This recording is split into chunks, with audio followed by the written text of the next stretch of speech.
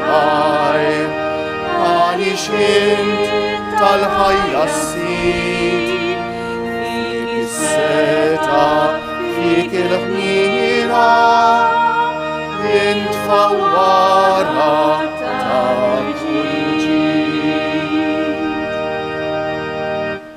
fl-isem tal-Missier u tal-Iban u tal-Ispiritu Santu. Amen. Il-grazzja ta' Sidna Ġesu Kristu, l-imħabba tal-Alla u l-għaqda fl-Ispiritu Santu tkun magħkom il-koll. Eżisut l-ewwel nixtieqilkom l-għodwa tajba. Inġbarna llum hawnhekk f'dan is-santwarju għażiż tagħna biex niċċelebraw l-Ewkaristija. Illum is-Sibt sejrin nagħmlu t-tifkira ta' Marija f'jum is-Sibt, Omna Marija f'jum is-Sibt u x'hekk. Kull nhar ta' Sibt, meta ma jkunx hemm festi partikulari, tista' ssejr tifkira ta' Omna Marija. U xtaqt illum hekk nagħmlu t-tifkira tal-Verġnu Marija ħarsien tal-fidi tagħna anke fid-dawl tal-festa li ċċelebrajna l-bieraħ. Aħna li nemmnu nittama li nifmu li l-ikbar don li tagħna huwa l-fidi u x'hekk eżiskuti. Wara d-don tal-ħajja ħanejdu hekk l-iktar don bażiku huwa l-ħajja u x'hekk. Kieku ma neżistgħux, ma nistgħux nidħlu f'relazzjoni mal-Alla. Però warah jiġi d-don tal-fidi. Id-don tal-fidi li mbagħad jurina żbuħija tal-ħajja. L-ħajja rigal tal-Alla. U kemm hu sabiħ dan l-innu li kemm għadna kemm kantajnu x'hekk infaħħru lill-Alla fil-għodu. Hekk niftakru fi żbuħija tal-ħajja minkejja d-diffikultajiet tagħha, il-ħajja tibqa' rigal sabiħ. U għalhekk aħna nożżuha mill-bidu sal-aħħar, anke meta jkun hemm mumenti diffiċli, il-ħajja tibqa' rigal sabiħ ta' Alla li ħares u miftuħ lejn l-eternità. Ejjew għalhekk nitħejjew eżiskuti għal dil-qudiesa billi fi skitt ta' qalbna b'umiltà nitolbu maħfra lil Mulej għal ħtijiet tagħna.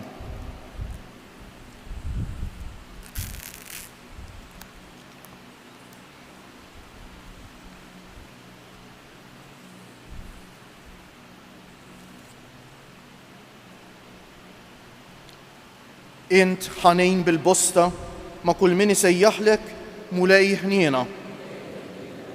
Int kollok tiba mal-midinbejn Kristu ħniena. Int avukat tagħna quddiem il-Missier Mulej ħniena. Iħenna għalina Alla li jista' kollox jaħfrinna dnubietna u jwassalna għal ħajja ta' dejjem. Sejrin noffru dan is-sagrifiċċju tal-quddiesa għall-erbieħ ta' ħutna Teresa u Franz Fenek. Nitolbu.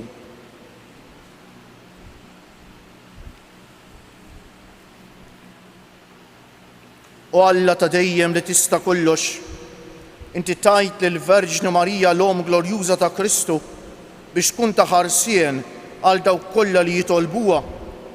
Għatina bit-talb tagħha aħna nkunu qawwijin fil-fidi, sħaħ fit-tama u dejjem imħeġġa fl-imħabba b'ibnek Ġesu Kristu Sidna li huwa Alla u miegħek jgħix u jsaltan fl-imkien mal-Ispiritu Santu għal dejjem ta' dejjem.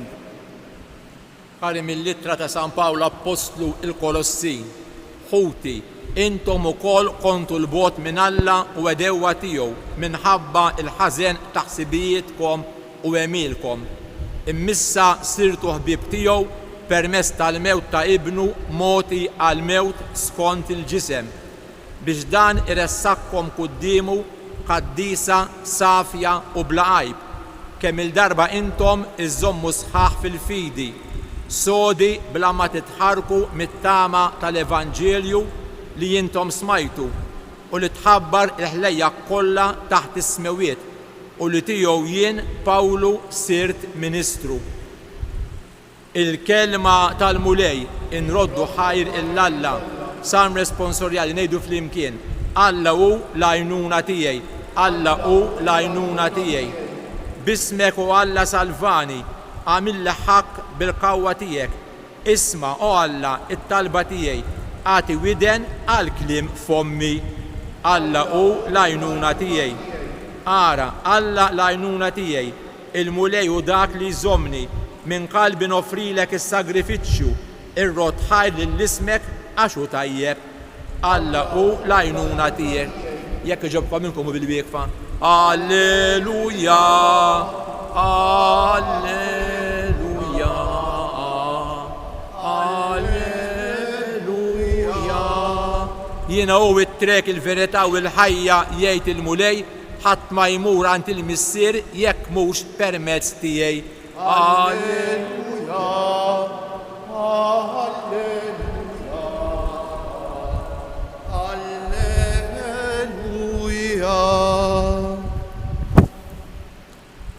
Il-mulej ma'kom. Qari mill-Evanġelju mqaddes skont San Luqa. Ġara li darba is-sibt Ġesu kien għaddej minn għalqa miżruwa u d-dixxipli tiegħu bdew jaqtgħu iż-żbowl, ifarkuh bidejhom u jikluh. Xi ħudd mill-Fariżej qalulhom: dan kif qegħdin tagħmlu dak li ma jiswix nhar ta' Sibt?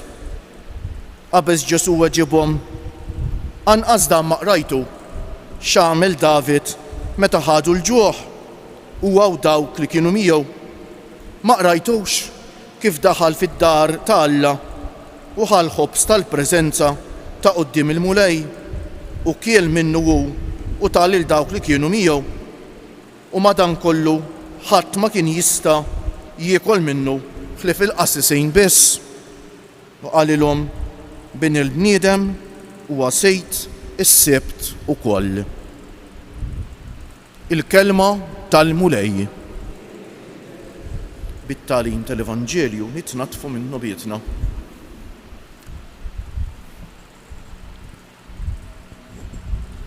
Mhux l-ewwel darba naħseb eżis ħut li niġu għall-quddiesa u forsi nsibu l-qari ftit diffiċli biex ngħidu x'irid jgħidilna l-mulej. L-ewwel ħaġa dan hu il-parir nagħtikom importanti ħafna qabel ikun se jibda l-qari. Lill-mulej ngħidu l-mulej xi tgħidli.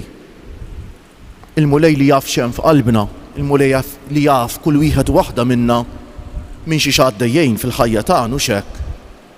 Il-mulej jrid ikellemna ta'. Aħna ngħidu jekk il-ħajja vjaġġ u x'hekk qisu ġurnata pass pass sejrin ngħin x'imkien. Nistaqsu lilna nfusna fejn sejrin f'dal vjaġġ. Sfortunatament ħafna bnedmejn ma jafux fejn sejrin.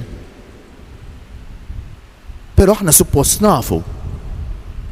Għax il-mulej permezz tal-kelma tiegħu dak li jagħmel ta' jurina id-destin waħdini tagħna, jurina t-triq tal-ħajja. Il-kol kemm aħna għamilna l-esperjenza ta' li taqbad triq żbaljata fil-ħajja u forsi terraqna fija darba tnejn. U nafu l-koll li ma sibniex verament dak li xtaqna u x'hekk. Għax hija t-triq il-waħda tal-mulej li tagħti sens il-ħajja mhijiex l-iktar faċli ta'.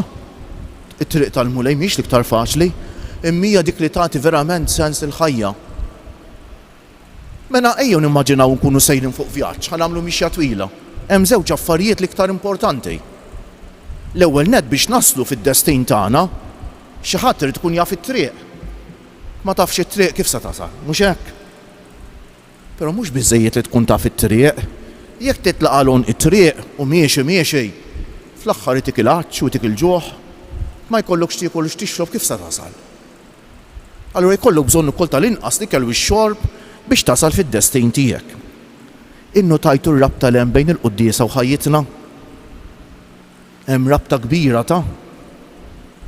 Għax jekk il-ħajja vjaġġ u li hija vjaġġ il-ħajja, fil-quddiesa l-mulej l-ewwel parti l-liturġija tal-kelma jurina t-triq. Jurina fejn ħadd wassal dit-triq. Eżis ħuti ta'. Dik hija l-kelma tal-Alla. Il-kelma tal-Alla hija l-mappa tal-ħajja ta'. Li tgħid nisma' din it-triq it-tajba imma din mhix tajba. U x'hekk. Però mhux biżżejjed li nkunu nafu t-triq. It-tieni parti tal-quddiesa l-liturġija tal-Ewkaristija ngħidula Ġesu jagħtina lilu nnifsu bħala ikel u xorb biex nibqgħu mixjin għalhom it-triq. Prattikament il-mulej jagħtina lilu nnifsu fil-kelma u fil-ġisem u d-demm mqaddes tiegħu. Għalhekk kull meta nkunu ħanisimgħu il-kelma, mulej xi trid tgħidli u noqogħdu attenti ħafna. Xi trid tgħidli u nkella bħalma qallu Samwel fil-Testament il-Qadim tkellem mulej għax il-qaddej tiegħek qiegħed jisma' jien irrid nisma'. U għalhekk appell il-mobiles itfuhom fil-Knisja. Kif nista' jien nagħti każ x'irid jgħid il-mulej joħsibni fil-mobile jew f'affarijiet oħra. Ma jaqblux flimkien u x'hekk inkun intellef lili nnifsi l-ikbar grazzi inti timmaġina kieku jiġi l-Papa qed ikelmek u inti ħsibek fil-mobile. Issa dan mhux il-Papa ta' jrid ikelmek. Ta' Ġesu irid ikellmek, irid ikellemni. Il-Vanġelu tal-lum huwa wieħed minn dawk il-ftit diffiċli għaliex għax huwa marbut ma' tradizzjonijiet li kellhom il-lowt fuq is-sibt, l net is-sibt tal-lowt tinsewx li kien qisu biex ngħidu hekk il-ħadd tagħna il-jum għaddejs għalihom, jum li jmorru fis-sinagoga biex jgħixu s-sibt b'mod għaddejs. Mosè minn barra ovvjament kien hemm il-kmandamenti tal-Alla, liġi tal-Alla dik jgħidula, però Mosè beda jagħti guidelines ħan sejħulhom hekk lill-poplu biex jgħix aħjar is-sibt u biex jgħix aħjar il-liġi. Il-poplu tal-Alla baqa' jżid magħhom dawn il-liġijiet u bdew isejħula l-liġi ta' Mosè. Fi żmien Ġesu kien hemm fuq 600 minn dawn il-liġijiet. Uħud minnhom kienu tajbin ħafna, uħud kienu inqas, uħud kienu ma tantx kienu tajbin, kienu f'kontradizzjoni ma dak li suppost tkun is-sens tal-liġi. U x'hekk, pereżempju, li ma tistax tgħin nhar ta' Sibt. Ġesu fuq dil ħaġa kien ikollu ħafna trabil mal-Fariżej, għax dawn l-imbirkin ta' Fariżej kienu fissaw fl-irqaqat ta' din il-liġi u warbu l-essenzjali hija l-imħabba, ir-rispett, il-maħfra, l-umiltà. Dak ma kinux jagħtu kasom l-iktar importanti. Dawn l-irqaqat, din kienet waħda minnhom. Li pereżempju nhar ta' Sibt kemm tista' timxi tittoqgħod il-passi biex ma timxix iż-żejjed. Li nhar ta' Sibt pereżempju dejjem ma tistax nantawhom il-ġuħ u bdew jieħdu żbuli farkuh u jiekluh hekk kienu jagħmlu dak iż-żmien, ma tistax tagħmel hekk għax nhar ta' Sibt. U Ġesu qed jispjegalhom il-qerq tagħhom, eżis ħuti. Ma tafux anke fil-Bibja hemm li David għax kien bil-ġuħ daħal fit-tempju u kiel mill-ħobs tal-preżenza dan in-naħħa ta' ġewwa tat-tempju. Kien hemm mhux in-naħħa ta' ġewwa nett fil-qaddis tal-qaddisin, il-parti iktar il-barra. Kienu kun hemm il-ħobs tal-preżenza, kienu jpoġġu l-ħobs biex jirrappreżenta l-manna, biex jirrappreżenta l-imħabba tal-Alla biex ngħidu hekk u x'hekk. U dan kienu jkun idhom hemm ċerta ġranet u mbagħad kienu jistgħu jikluh il-qassisin biss. Ta' darba David daħħal u kien bil-ġuħ u s-soldati ta' miegħu u l-qassis offrilu l-ħobs tal-preżenza biex jieklu. U Ġesu qed ifakkaru ma tinsewx għamil David. U x'hekk, Ġesu x'qed jurina b'dan kollu x'irid jgħidilna. Rridu nqogħdu attenti ħafna żisħuti anke fi żmienna ta' għax hawn din il-problema wkoll hawn min tfixkel anke Kattoliċi u nsara bħalna. Min l-iktar regola sempliċi u mhix daqshekk importanti jagħmel iżjed importanti mill-liġi tal-imħabba pereżempju. Rridu nqogħdu ħafna attenti. U Ġesu darba qalilna jgħid fl-Evanġelju uqogħdu attenti għax it-tradizzjonijiet tagħkom mhux hekk qalilhom il-Fariżej. Intom iddawru d-dinja kollha darba għar-reliġjon tagħkom, interessanti tagħkom. U meta ddawru bniedem magħkom tagħmlu 10 darbiet għar minnkom. Allura din hi l-missjoni anke tal-Knisja li tażel bejn dak li hu l-liġi tal-Alla dak ma jistax jinbidel.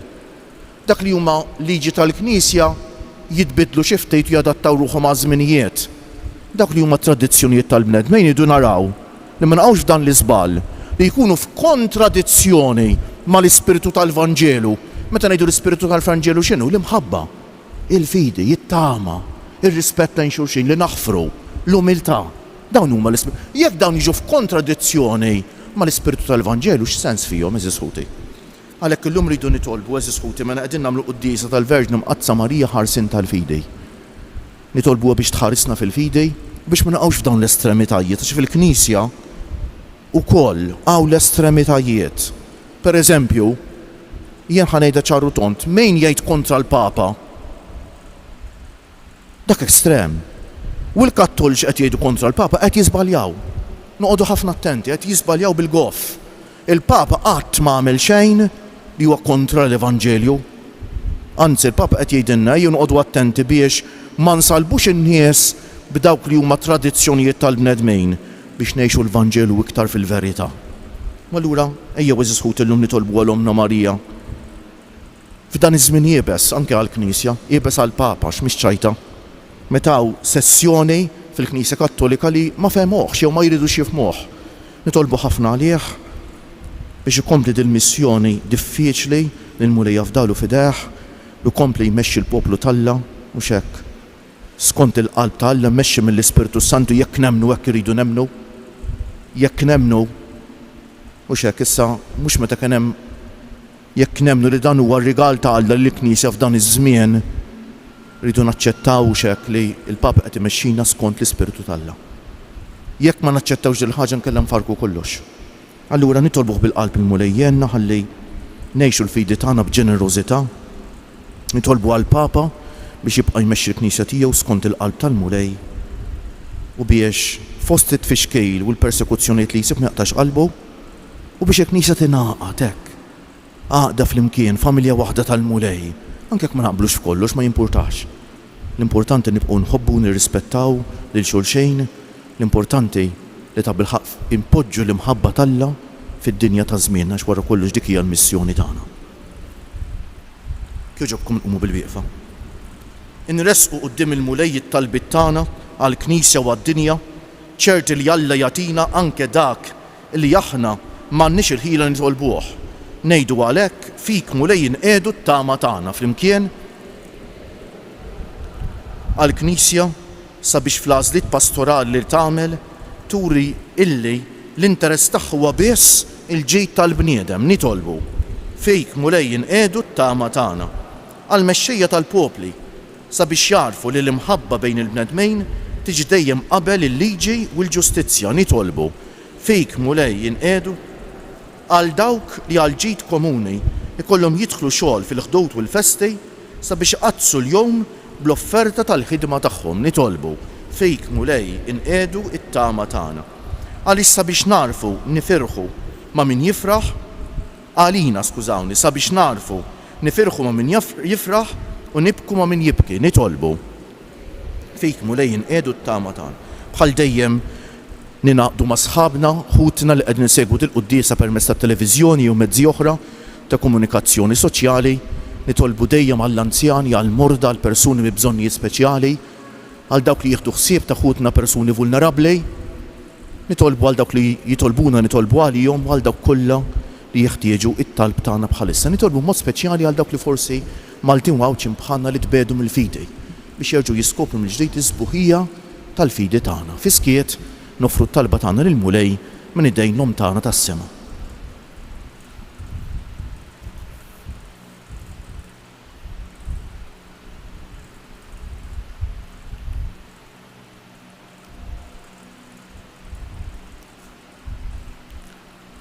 U Alla li ħlaqt kollox għall-ferħ tal-bnedmin, ieqaf mal-poplu tiegħek mixbub fl-istennija tal-mejda li inti għad tħejji fit-tiġdid tad-dinja fis-sema bi Kristu Siedna.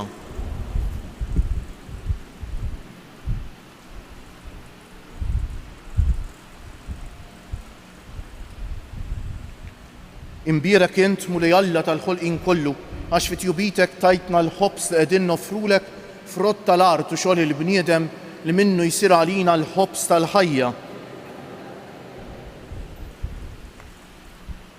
Bil-misteru ta' dan l-ilma u mbejt ikollna sehem fin-natura divina ta' Kristu kif hu jissieħeb magħna fin-natura tagħna l-bnedmin. Imbierek int mulej Alla tal-ħolqien kollu għax fit-jubitek tajtna l-imbejt li qegħdin nofrulek frott tad-dilja u xogħol il-bniedem li minnu jsir għalina x-xorb tar-ruħ. Il-qana mulej Alla tagħna qum li wniedma quddiemek u għamel li jkun jogħġbok dan is-sagrifiċċju li sejrin nofrulek. Naddafni mulej żuniti u dunub tiegħi eħilli. Itolbu ħuti biex is-sagrifiċċju tiegħi u tagħkom ikun jogħġob l-Alla l-Missier li jista' kollox.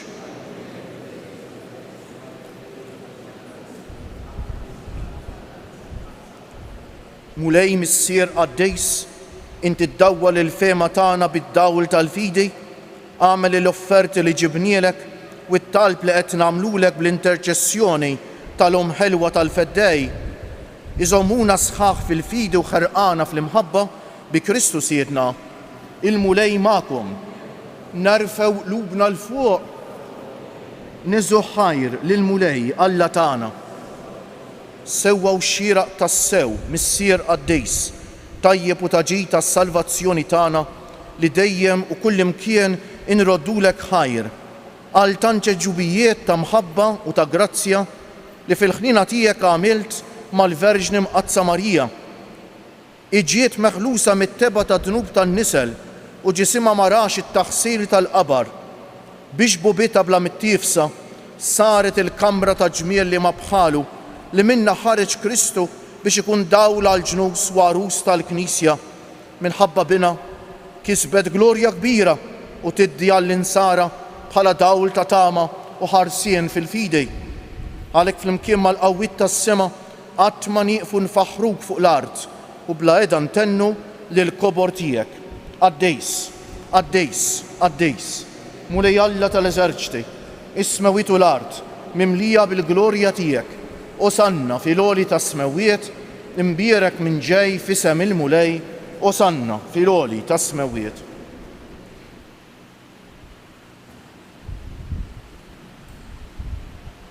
Għaddejs tas-sewint mulej, int lajn ta' kull dusija.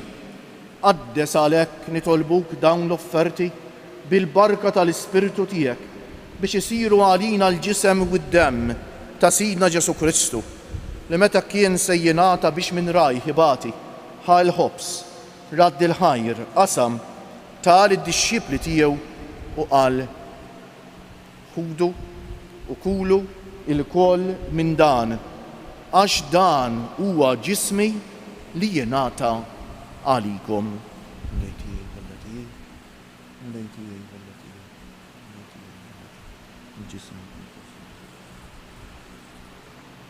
Ekku kol wara li klaħa l-kalċi reġa' radd il-ħajr tal id-dixxipli tiegħu u qal: ħudu u ixorbu minnu il-koll, għax dan huwa l-kalċi ta' demmi tal-patt il-ġdejt li jibqa' l-dejjem, id-demm li jixxerret għalikom u għall-bnedmejn kollha għal maħfra ta' dnubiet.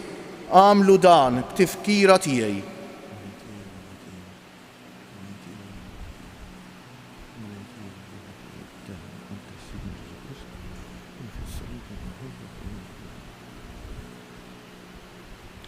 Danu l-misteru tal-fidej, inħabbru l-mewt tiegħek mulej, nixxandru bil-ferħ il-qawmin tiegħek, nistennewk sa ma tiġi fil-glorja. Għalhekk aħna u nagħmlu dan b'tifkira tal-mewt u l-qawmien ta' Sidna Ġesu Kristu, nofrulek missier il-ħobs tal-ħajja u l-kalċi tas-salvazzjoni u nroddulek ħajr għax oġbok tilqana hawn quddiemek biex naqduk. U mit-ċokun tagħna nitolbu li l-Ispiritu Santu jaqgħadna f'ġisem wieħed lienna li nieħdu sehem mill-ġisem u d-demm ta' Kristu. Ftakar mulej fil-Knisja tiegħek imxerda mad-dinja kollha, wettaqa fl-imħabba flimkien mal-Papa Franġisku, mal-Isqof tagħna Anton, mal-isfijiet u l-ministri kollha tiegħek u mal-poplu kollu li inti ksibt għalik.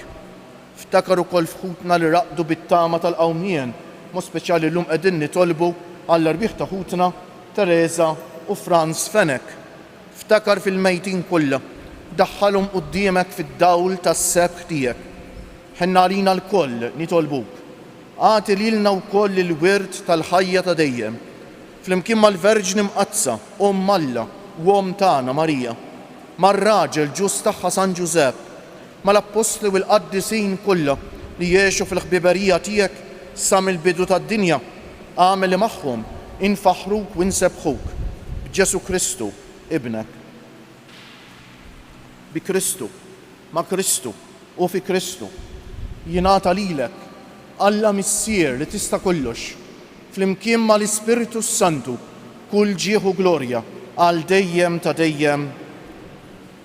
Il-fidi tagħna kollha tinġabar f'kelma waħda, imħabba eżis ħuti ta'. U dak kollu li jbedna mill-imħabba ma jistax ikun ġej minn Alla u xekk. Jew għalhekk ngħidu flimkien it-talba l-għallimna Ġesu, it-talba tal-familja tal-Alla li tagħmilna l-koll aħwa u liet il-missier wieħed tagħna tas-sema. Ngħidu flimkien, missierna li inti fis-smawiet jitqaddes ismek, tiġi saltnatek, ikun li tritent kif fis-sema u hekk da fl-ard. Ħobżna ta' kuljum atina llum, aħfrinna d-nubietna, ħalma naħfru lil min ħati għalina. La ddaħalniex fit-tiġrejb, iżda ħlisna mid-deni, eħlisna nitolbuk mulej minn kull deni. Atina fit-tieba u l-ħniena tiegħek il-paċi fi żmienna, biex inkunu ħielsa dejjem mid-dnub u mħarsa minn kull inkwiet, aħna u nistennew u nittamaw ilena u l-miġja tas-Salvatur tagħna Ġesu Kristu. Mulej Ġesu Kristu li jgħid lill-apostli tiegħek inħallilkom is-sliem, nagħtikom is-sliem tiegħi. la tħarisx lejn nubietna, iżda ħares lejn il-fidi tal-Knisja tiegħek, għatija slimu laqda li jint trid fija, inti li tgħix wis-saltan għal dejjem ta' dejjem. Il-paċi tal-Mulej tkun dejjem magħkom. Għatu l-paċi lil xulxin. Il-ġisem flimkien mad-dem ta' Sidna Ġesu Kristu jkunu jiswew lilna li ser nitqarbu bihom għal ħajja ta' dejjem. Ħaruf Talla li tneħħid nubiet tad-dinja ħenna għalina. U li Ġesu Kristu binalla l-ħaj bil-mewt tiegħek kifret minnek il-missier u bil-ħidma tal-Ispiritu Santu. Inti tajt il-ħajja lid-dinja. Dan il-ġisem u d-dem qaddis tiegħek eħlisni minn ħtijieti kollha u minn kull ħażen, żommni dejjem fidej lejn il-kmandamenti tiegħek u tħallini qatt ninfiret minnu. Dan hu l-ħaruf Talla, dan hu Ġesu li jneħħi d-nubiet tagħna u tad-dinja kollha ħen jgħin dawk li huma mistiedna għall-ikla tal-ħaruf. Mulej, ma jistħoqlix tidħol taħt is-saqaf tiegħi, iżdejt kelma waħda u ruħi tkun imfejqa. Il-ġisem ta' Kristu ħarisni għal ħajja ta' dejjem.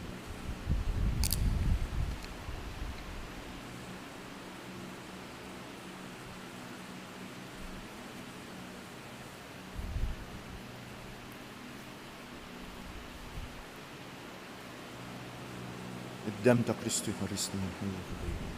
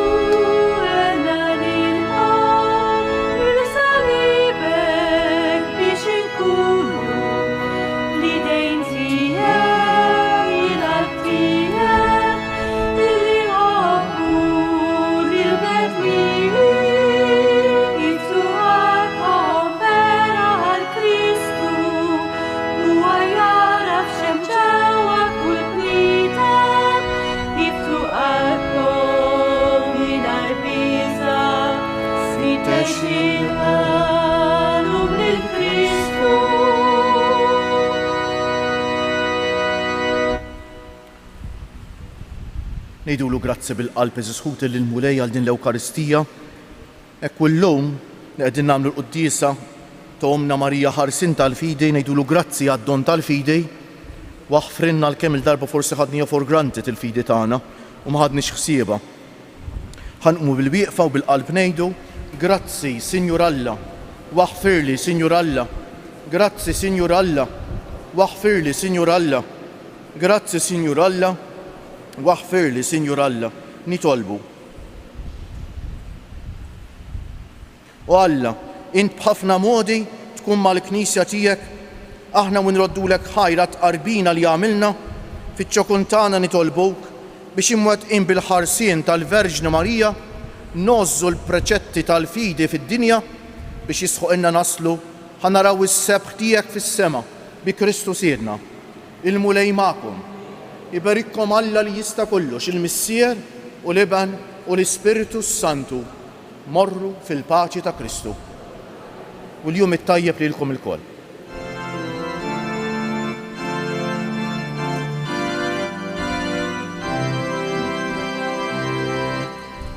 Il-maqdes ta' Pidu, il-firxet id-dija, li tixet jimħabetek, Omtana Marija.